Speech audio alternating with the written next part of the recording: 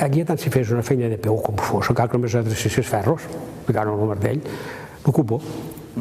Si amb aquells ferros adreçant aquell passamà, per exemple, feien 500, doncs havies de fer 500. Aquest cupo que els hi marcaven es podia fer tranquil·lament o havies d'estar molt... En general se feien bé. Ara, n'hi havia que anaven enroscats, peces roscades, així que a vegades els mascles no anaven prou fins, llavors no es podien fer a vegades. Jo m'hi vaig trobar una vegada que em va dir diu que ell hi feia 30, i jo només hi feia 20, no em puc sortir. I quan soc a fer-los jo, dic, coi, això no es poden fer 20, ni 12. Crido el Damià. Dic, vingui, com vol que em faci? Dic, tenem-nos, l'un n'hi feia 30, que n'hi feia 20, jo no els puc fer 20. Li dic clar a la cara, si vol que faci 20 els faré, però els podrà llançar perquè no farà servir cap. Quan comença això, dic, no, veuràs, vaig a la pila, on hi havia els fets, dic, a veure, posa un caragol aquí dintre. I era el bloc nada menys que agafava la màquina, dic, posi un caragol aquí dintre, ni anava per aquí ni anava per allà. Clar, o no va. Si he de fer el cupo, els he de fer malament, com han fet aquests, els han fet malament. Ara, si em diu, faig els que pugui, els faré ben fets. Si em faig 5, 5, si em faig 10, 10, si em faig 3, 3. I ara dic vostè mateix. I cap d'un rato torna i diu, sap què? Els arregla tots. Els va buscar, els arregla tots. Ja no em va dir culpa ni res. Esclar, llavors vaig passar potser 2 dies arreglant-nos tots aquells o 3, no sé com s'hi vaig passar. I a la fulla arreglada això, pam, arreglada això, pam, a l'endemà arreglada això. No em va dir ningú dir res, no, com que ho sabia ell. Esclar, no em va dir res, i els vaig arreglar tots perquè està perquè no costa res d'això, passar molt cuidado amb aquestes feines, perquè quan van mascles, els caragols, els has de provar cada vegada a veure com va. Perquè si ho fas a màquina, perquè la baixes una mica massa de pressa. O se trenca el mascle, o baixes una mica massa de pressa, llavors el caragol no, llavors l'has de repassar una mica amb el de mà. Llavors una mica d'oli, llavors passarà bé. La precisió aquesta havia de ser de cada operari. Sí, cada operari, sí, perquè és una cosa... Havia de ser l'habilitat de l'operari. Sí, sí, perquè això ho has de veure tu, no massa, però si baixes massa a poc a poc, llavors te trobes que et baixes massa, la màquina se queda dalt i massa... Com que roda, llavors te marxa de dintre, perquè baixa més o massa que la mà, o sigui que ha d'anar conjunt, la mà i d'això, saps?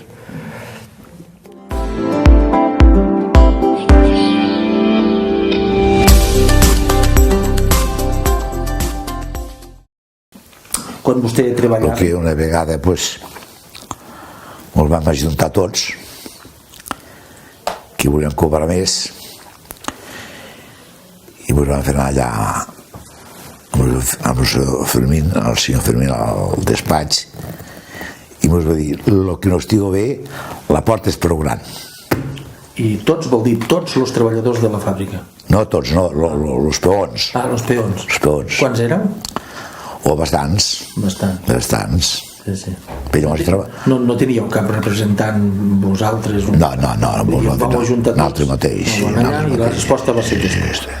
Va marxar algú o tots vau tornar cap a la feina? Tots vam tornar cap a la feina, fins que avui no marxava un, demà marxava un altre, però... No, allí s'estava prou bé.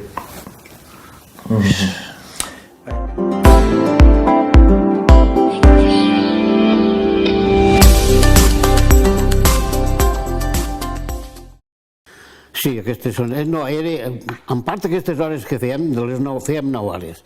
En part d'aquestes hores que fèiem, algunes servien per recuperar els dies que feien, que eren festius, però no eren laborables. No eren abonables. I després el que sobrava era per donar o més vacances o per pagar. Pagaven algunes hores extra? Sí, sí. Es feien reconeixements mèdics als treballadors? Sí, sí. Com eren aquests reconeixements? Aquests reconeixements anàvem a Lleida. A partir d'aquí? En un centre. En quins anys, això? No ho sé, no, però va ser de bastants anys cap aquí ja, Els primers anys això no es feia. I anaven tots els treballadors, els encarregats? Sí, tots passàvem. Que hi anaven amb un autocar? Sí.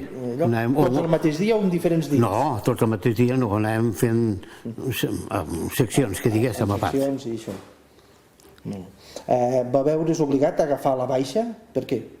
Sí, jo vaig estar de baixa 4 o 5 mesos per un accident de treball. Per un accident de treball, què li va passar? Em va caure una mola a sobre d'aquest treball i em va trencar la cama. Fractura oberta. Com és? Que es va espatllar? Com és? No, Estava mal col·locat? No, ens la vam anar a mirar i la vam plantar dreta per dir a veure com estava, per això d'aquí, i llavors el anar tirant darrere i jo em vaig decantar i em va caure a sobre. I llavors com durant aquesta baixa li pagaven el sou? Com no, tot el sou no, em veieu la part del sou.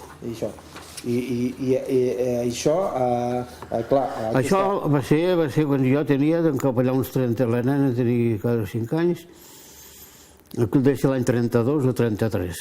Vostè encara no era encarregat quan li va passar? No. I aleshores, durant aquesta seva baixa, els seus companys, clar, que vostè feia això. Sí, ells, cada qual, això aquí ni pensar, cada qual tot va anar rotllant igual i així. Em van vindre a veure algunes vegades, tot va rotllar igual, però jo vaig estar apartat del treball i apartat de tot.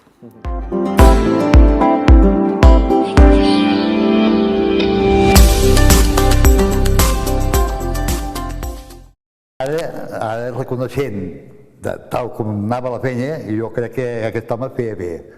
Perquè aquest home ja portava un control i aquella nau eren 25 o 30 o fins 32, fins 40, esclar, no podia donar la feina en aquell moment, fes això, ho fes allò. Aquell home voltava tot el dia, sabia el que deia. Bé, per això que li deia a ell, quan acabis allò, faràs això altre. I així ell s'anava avançant la feina, bé, esclar, si hagués en aquells moments dir, bueno, ja he acabat, què farem? I aquell home, no sabia el que fer. Per això avançava la feina, perquè ell li anava més bé. Això jo ho veig correcte. Ara ho veig correcte.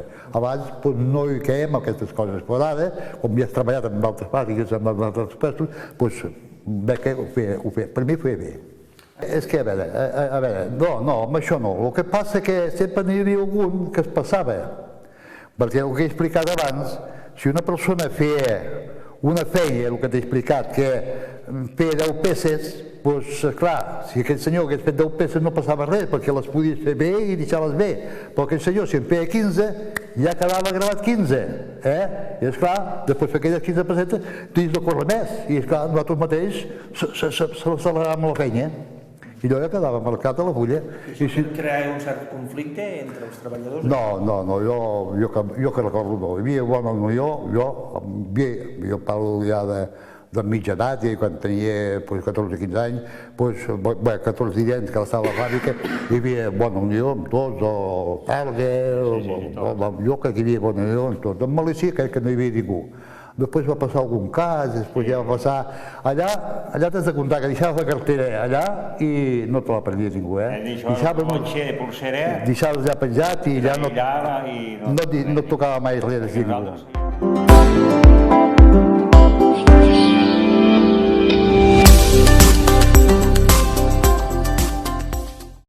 Però jo vaig saber que hi havia un pacte provincial, ho vaig saber, no sé com, un dia era a Lleida, i parlant amb un que no som el pacte provincial, que en pagui. Sí, home, hi ha un pacte provincial i llavors cada amo no pot posar el preu. Si els de la província accepten, per exemple, l'Estat posa 150 i els de la província accepten 170, t'hauran de pagar 170 que el trebat. Coll, jo ara té el xerot d'empresa, que no ho sabia, això. Esclar, quan va arribar a la primera reunió amb l'amo, el primer que li vaig exposar, dic, escolti, això Fermín dic que hi ha un d'això, perquè l'amo no el veus mai, si que el veies, però no es cuida de res. Dic, hi ha un pacte provincial que vostès quedaria tranquil, no tindria tantes crítiques, si es paga poc, si no paga poc, perquè si ho posessin a la província vostè tranquil, o jo poso el que em manen. No vaig poder donar entenent, i em vaig poder sortir, que em va estranyar, em diu, bueno, ja ho miraré, i un dia em crida, diu, m'ho he pensat així, escolta, ho farem, entrem al pacte provincial, coi, descans, sí, home. Quin any era això? Això devia ser l'any 60, 58, 62, 61, aproximadament. Sí, devia ser un 63, ho sé ja perquè, esclar, exacte no ho sé, perquè hauria d'agafar papers que tinc a casa, de papers de certificat de coses, però sí, però més o menys sí. I llavors, després, que vam poder entrar, automàticament, segons l'any 130, al passar el pacte provincial van pujar 150 de seguida, automàticament cada setmana. I això es va mantindre després? Sí, sempre, fins que va acabar el règim, sempre el pacte provincial i anàvem pujant, a la província anàvem pujant, perquè era una colla d'amos que es van ajuntar i van fer això, van voler fer això, per deixar els treballadors, va anar molt bé, perquè, escolta, i tant, escolta, jo quan vaig marxar de Caltrapat i vaig entrar a Calvila, llavors ja vaig canviar totalment, perquè jo a Calvila ja era operari de tercera. Llavors ja vaig pujar de categoria i, esclar, llavors ja vaig pujar de sou.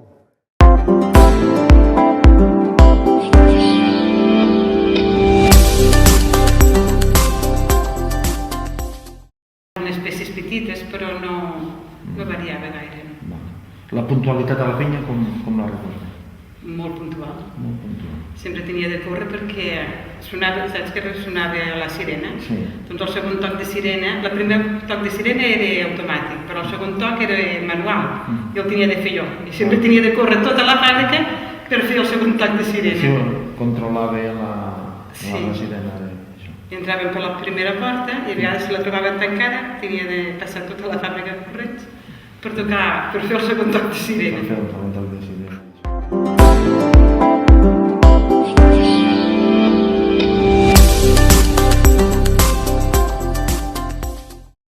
Perquè de cambrera havíem canviat 2 o 3 mentre jo hi vaig ser. Sí. Però, mira, hi ha vegades que no ho sabien fer o això, i ella em deia, mira, cuida-te'n a veure com ho fan o així. Vostè també se'n cuidava d'anar a comprar els productes? Sí, a comprar sempre hi anava jo. Vostè hi anava? Sempre, a la boqueria. A la boqueria anava. Com que vivíem a la plaça Catalunya, doncs anàvem a comprar a la boqueria, sí, sempre. Quina era la rutina diària de la senyora Trepat? Mira, ella al matí molts dies s'alçava i s'anava a missa i a vegades tenia visites, a vegades sortien amb els nens i així. I com era personalment aquesta senyora? El caràcter que tenia? No, vaja, jo sempre m'havia trobat bé i sempre m'he tingut confiança i tot, perquè a vegades venia el barber, que els nens els venien a arreglar allà, i em queda, Carme, porta els estovalloles pel barber. Han acabat, Carme, puja a pagar el barber. I un dia el barber em diu, que fa de camarera fa de cunyera o d'ama de llaves vostè?